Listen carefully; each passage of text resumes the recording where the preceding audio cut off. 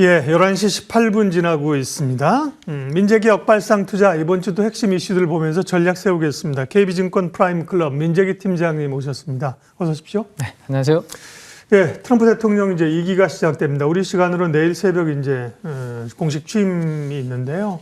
우리 시장에 미치는 영향, 네, 또 섹터별 영향, 대응 전략 한번 알려주십시오. 네, 일단 지수가 보합해서 움직이는 거 보면 기대도 있는 반면에 우려도 좀 있는 게 아닌가 싶습니다. 방향성을 상승적으로 확 돌리지도 못하고 그렇다고 밑으로 훅 빠지지도 않고 보합권에서 오늘 오전에 내내 등락이 이어지고 있다는 것은 아무래도 좀 관망 심리가 좀 짙은 상황이 아닌가라고 생각을 해볼 수 있을 것 같습니다. 그리고 일단 미국 증시가 어떻게 반응하는지를 좀 보고 싶은 거죠. 그렇죠. 오늘 밤에 또 미국 증시가 휴장이다 보니까 이게 아마 맞습니다. 그 흐름을 보고 그다음에 우리나라의 방향성이 좀 결정될 가능성을 염두를 좀 해두고 소극적 플레이를 하지 않나라는 것도 있고, 또 하나는 우리가 이번 주 금요일까지 매매가 이제 이루어지면 좀 긴 연휴에 들어가지 않습니까?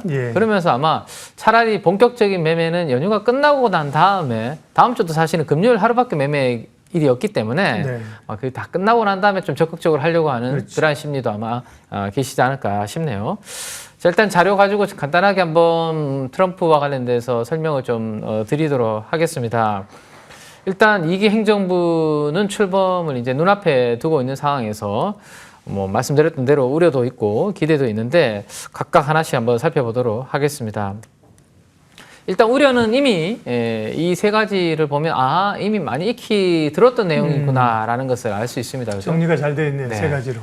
새로운 건 아니다라는 게 핵심인 것 같고, 이제 관세 부과를 어떻게 할 것인가, 진짜 공격적으로 할 것인가 여부가 있고, 그로 인해서 앞으로 인플레이션, 물가에 어떤 영향을 줄까가 있고, 마지막으로 이제 반도체라든지 자동차, 2차전지 등등에 지급되고 있는 보조금을 많이 줄일 것인지, 아니면 아예 없앨 것인지, 아니면 약간 수정할 것인지, 이러한 부분들에 대한 부분들이 우려감으로 지금 일단 거론되고 있고, 그 부분을 우리나라는 이미 좀 녹여서 주가에는 반영을 하고 있는 상황이다 정도 체크하시면 될 것 같고요. 자, 기대 사항은 반면에 우리 트럼프 당선되고 인 이후에 11월 이후로 꽤 지금 주가에 영향을 주고 있고 올라온 부분이 있습니다. 특히 조선이 대표적인 섹터라고 볼 수 있을 것 같은데요. 규제 완화 기대감이 있고요. 에너지 관련된 부분들은 그다음 이제 결국은 AI 데이터 센터에 대한 투자라든지, 최근에 미국도 한파론에서 전력망이 상당히 좀 불안하다라는 뉴스가 많이 들려오고 있습니다. 그래서 에너지 관련된 원전이라든지 가스 이런 부분들은 계속 이야기가 나오고 있고, 거기에는 앞으로도 계속 수혜가 되지 않을까라는 기대감이 있는 구간입니다. 또 하나는 이제 중국을 결국에는 고관세를 이제 매길 것이다라는 부과할 것이다라는 이야기들이 많이 나오고 있는데, 시진핑과 정상회담으로 인해서 협상 가능성이 좀 있고 단계적으로 하든지 어쨌든 아주 고관세를 한 방에 이렇게 부과하는 것보다는 서서히 시간을 두고 좀 하지 않을까라는 부분도 기대가 좀 생겨나고 있는 것 같습니다. 그리고 최근에 이제 중동 지역에서의 종전에 대한 부분들이 이제 하나씩 나오면서 유가는 $80 부근에서 약간 하락하고 있는 이런 정도가 기대 사항인데, 유가와 가스는 지금 당장은 추위와 다양한 이슈들로 좀 고점에 있지만, 앞으로 만약에 원유라든지 가스를 많이 퍼올리게 된다면 장기적으로는 가격이 우하향 안정화가 나타날 기대감도 생각을 해보시면 될 것 같습니다. 자, 그래서 이제 막 시대가 2.0 시대가 시작이 되면 이게 불확실성의 확대가 될지 아니면 해소가 될지, 그 부분은 내일 또 이후에 시장의 방향성과 그다음에 몇몇 지표들을 우리가 보면서 체크를 해야 될 것 같은데, 대표적으로는 금리라고 할 수 있겠죠. 네, 금리가 최근에 이제 4.8% 이상까지 갔다가 물가 지표들이 약간 이제 그래도 슬로우하게 나오면서 4.6%대까지 지금 떨어지는 그런 그림을 보여주고 있는데, 만약에 이게 선반영돼서 이렇게 올라간 거라면 트럼프 취임 이후에는 다시 좀 하향 안정화를 만들어 줘야 된다라는 생각이고, 그러면 달러의 강세도 약간 이제 약세 쪽으로 바뀔 수 있죠. 그러면 고공행진을 했던 우리나라의 환율도 밑으로 이렇게 떨어지는 그런 그림을 기대할 수 있을 것 같아요. 자, 그렇게 되면 지금은 우리가 2,500선 초반에서 그냥 좀 지루하게 약간 움직이고 있는데요. 이 부분은 2,600, 2,700까지 올라가는 그런 그림을 그려볼 수 있을 것 같습니다. 그래서 결국에는 왼쪽에 있는 이러한 지표들이 바뀜으로 인해서 코스피가 영향을 받는지를 이번 주 다음 주 계속 체크가 좀 필요할 것 같고 과거의 일기 때의 흐름을 한번 보시면 왼쪽이 이제 트럼프 취임했던 그 시점인데요. 파란색이 일기 때의 흐름입니다.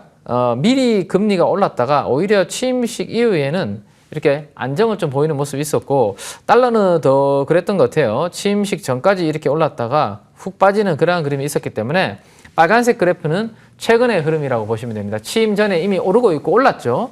그러면 취임식 이후에는 일기 때의 흐름을 좀 따라간다라면 뭔가 걱정이나 우려감이 선반영된 부분이 있다면 오히려 취임 이후에는 좀 안정을 찾는다라면 이건 뭐 글로벌 특히 우리나라 증시한테는 나쁘지 않은 그런 부분이 될 것 같습니다.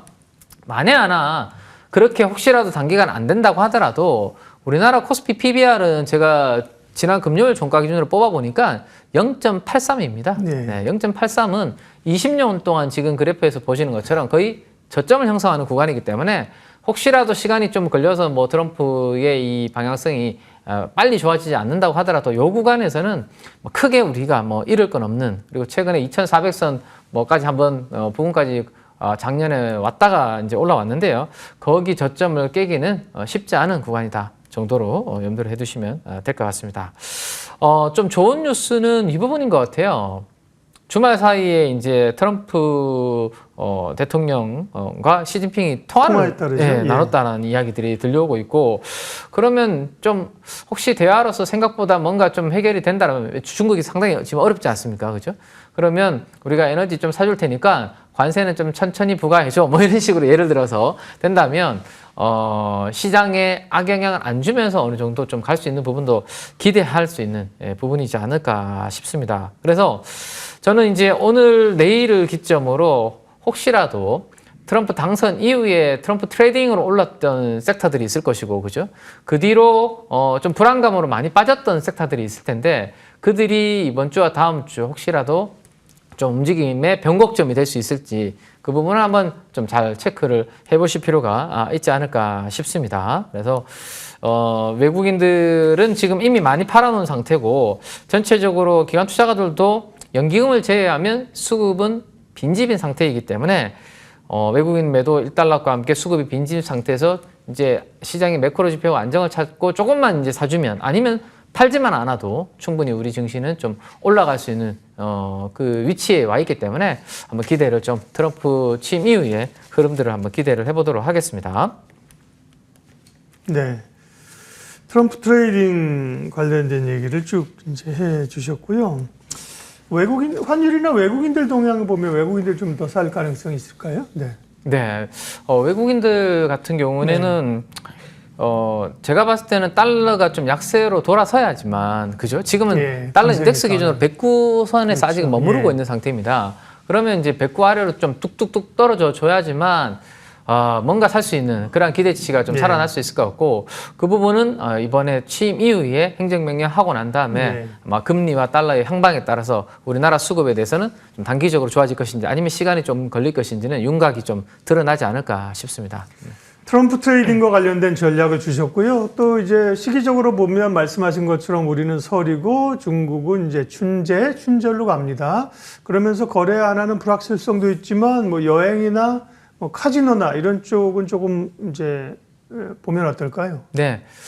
최근에 많은 분들이 다들 이제 뭐 좀 살아나고 있는 HBM 반도체라든지 그리고 뭐 또 에너지 섹터, 조선이라든지 조선기자재, 가스 이런 쪽만 이제 다들 보고 계셔서 저는 이제 조금 새로운 이야기를 한번 해볼까 하는데 우리도 이제 다음 주에 연휴에 들어가지 않습니까? 네, 우리보다 훨씬 더 길게 이제 중국은 이제 춘절이라는 또 휴장으로 이제 들어가는데 이 일정을 한번 보시면 우리나라와 함께 중국이 긴 연휴에 들어가는 부분들이 있습니다. 그래서 요런 내용으로 인해서 뭐 좀 관련된 섹터라든지 관심 가져볼 부분들을 좀 소외돼 있긴 하지만 한번 스터디를 해보면 어떨까 싶어서 오늘은 그 부분을 한번 가지고 왔기 때문에 한번 보시면요.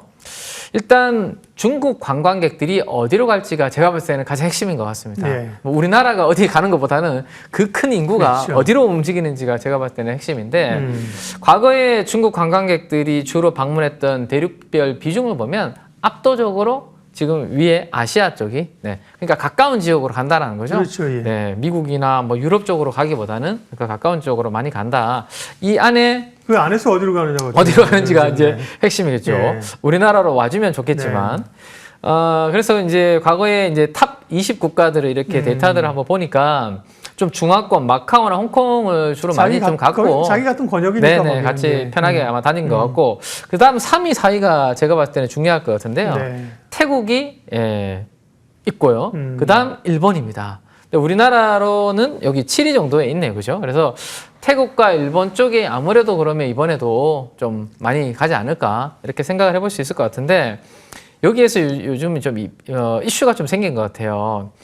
태국에서 중국 배우가 이제 좀 그러게요. 납치되는 좀 이슈가 좀 네. 생기면서 태국으로 가려고 했던 이제 중국 관광객분들이 이 일정을 취소하거나 여행을 좀 안 가려고 하는 그런 좀 분위기가 감지가 되고 있다라는 거죠.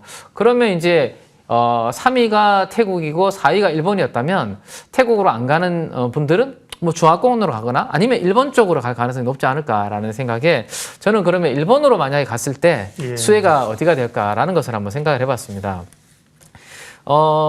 지금 보시면 우리나라 한국인들은 뭐 중국 가지만 중국인들은 주로 일본으로 간다. 우리나라로 오는 게. 그러면 일본으로 많은 분들이 이제 중국인들이 갔을 때 수혜를 볼 수 있는 대표적인 기업은 저는 JTC라는 회사가 있지 않나라는 생각입니다. 이게 이제 사업 면세점 관련해서 일본에서 이제 점포를 많이 가지고 있는 기업인데 지금 보시는 것처럼 이때가 코로나 이후입니다. 당연히 안 좋았죠. 그때 뭐 여행을 안 다니니까 그죠? 예. 그리고 최근 들어서 다시 조금씩 회복되고 있는 그런 그림들이 나타나고 있습니다. 매출 최근 4개 분기 합산 차트인데요. 매출이 회복되니까 영업이익도 적자로 큰 폭으로 하락을 했다가 드디어 이제 흑자로 턴어라운드 되는 그런 부분들이 나타나고 있습니다. 그러면 이제 중국 관광객분들이 태국이 아니라 일본을 만약에 더 선택을 해서 가게 된다면 지금의 이 실적 턴어라운드는 좀 더 가속화되는 그러한 그림들이 될 수 있지 않을까 정도 한번 생각해 볼 수 있을 것 같고요. 일단 애널리스트 분들이 이 종목을 많은 분들이 커버를 안 하고 있기 때문에 최근 들어서 이제 1년 뒤에 실적 추정치가 나오기 시작했는데요. 노란색 구간을 보시면 이렇게 우상향으로 앞으로 1년 뒤에 영업이익은 지금보다는 더 좋아질 거야 라는 것을 점을 찍고 있다. 라는 부분들을 참고하시면 최근에 저점은 거의 한 3,500원 정도가 최근에 저점이었던 것 같고 저점을 찍고 고개를 좀 들고 있는 부분들을 주목을 해보시면 좋을 것 같고 볼린저 밴드 하단부에서 지금 PBR은 거래가 되고 있기 때문에 밸류에이션도 아주 크게 부담 없는 그런 부분인 것 같고요.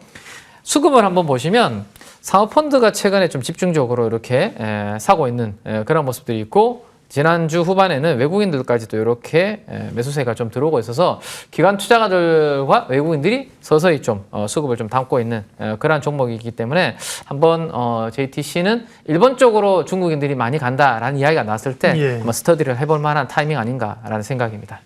시기적으로 이제 설 연휴, 춘제, 여행 관련된 아이디어와 JTC를 말씀해 주셨고요. 또 투자의 아이디어로 삼을 수 있는 주제 뭐가 있을까요? 네, 일단 우리 조금 전에 환율 이야기를 했었는데 해외 쪽으로 이제 매출 비중이나 수출 비중이 높은 기업 중에 간단하게 하나만 좀 말씀드리면 지금 여기 보시는 리스트들이 해외 매출 비중이 높은 기업들인데요. 그 중에서도 JYP 엔터가 여기에 있습니다. 그래서 JYP 엔터의 최근의 모멘텀 간단하게만 업데이트를 좀 해드리도록 하겠습니다.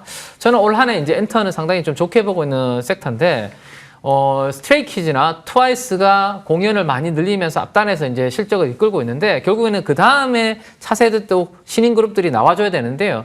최근에 데뷔한 킥플립이라는 보이 그룹이 있는데 이 친구들이 오늘 오후 6시에 이제 데뷔를 하는데 선주문이 30만 장을 넘어섰다라는 이야기가 나오고 있습니다. 그러면 상반기에 하나, 하반기에 하나를 만나게 된다고 했을 때 데뷔 첫 해에 한 100만 장 정도의 앨범 판매가 나올 수 있는 신인이 등장을 했다라는 거죠, JYP에서. 그래서 원래 JYP는 앞에 형님들인 스트레이키즈가 이끌어주고 트와이스가 실적을 견인하는 구간에서 이러한 신인 그룹들까지 좋아진다라면 올 한 해 계속해서 좀 좋게 봐도 되는 환율 수혜주다 이렇게 말씀드리겠습니다. 예, 민재개혁 발상 투자, 트럼프 2기 시작, 그리고 우리 환율이나 여행 관련된 투자 아이디어 오늘 주셨습니다. KB증권 프라임클럽 민재기 팀장님 함께했습니다. 고맙습니다. 감사합니다.